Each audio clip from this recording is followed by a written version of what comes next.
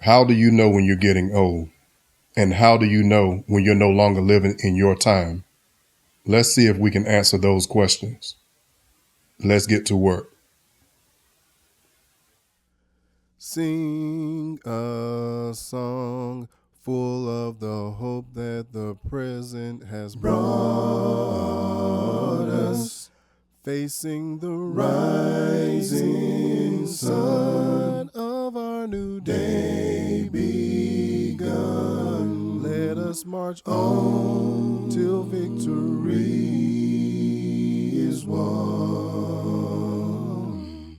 Stony the road we trod, bitter the chastening rod, felt in the days when hope unborn had died.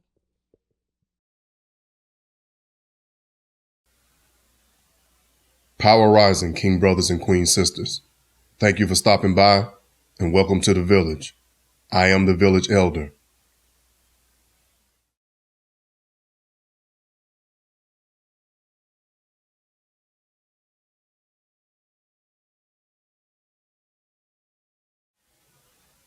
I remember growing up in the 1980s, and I remember my grandparents never locked their doors.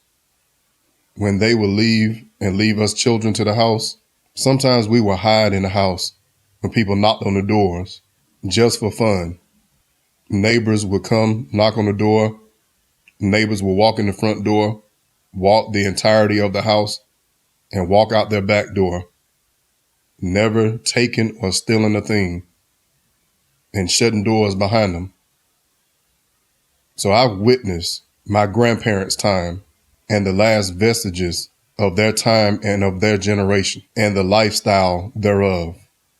Then around 1990, the federal government and the CIA introduced crack cocaine to black communities, both urban and rural, despite the fact that people were now breaking into homes. My grandparents never wavered. They still never locked their doors.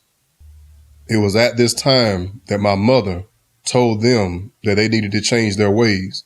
They needed to change with the times because they no longer lived in their time. And my mother was right. And yet they still didn't lock their doors. My parents are now the elderly. And I have to constantly remind them that we're no longer living in your time. They are too trusting and they see the good in everyone.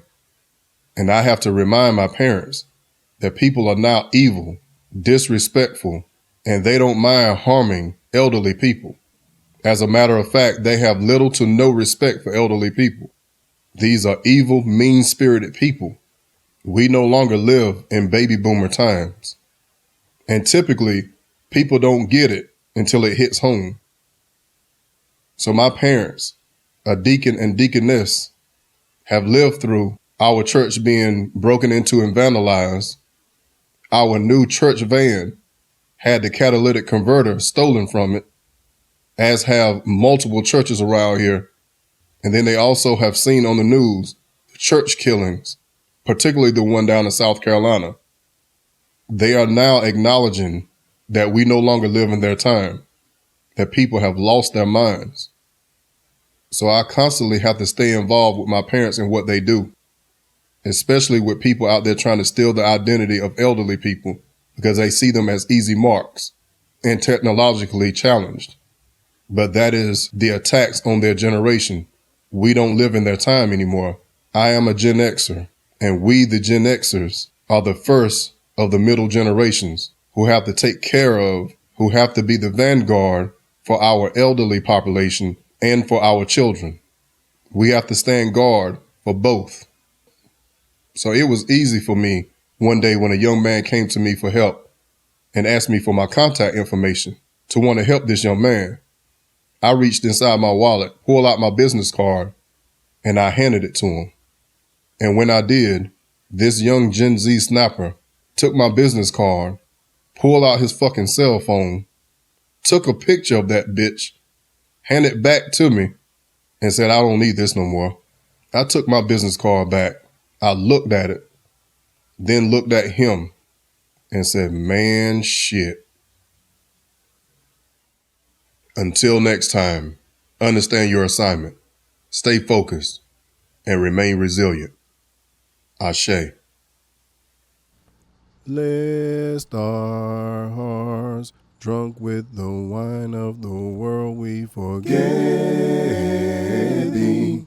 Shadowed beneath thy hand, may we forever stand true to our God, true to our name.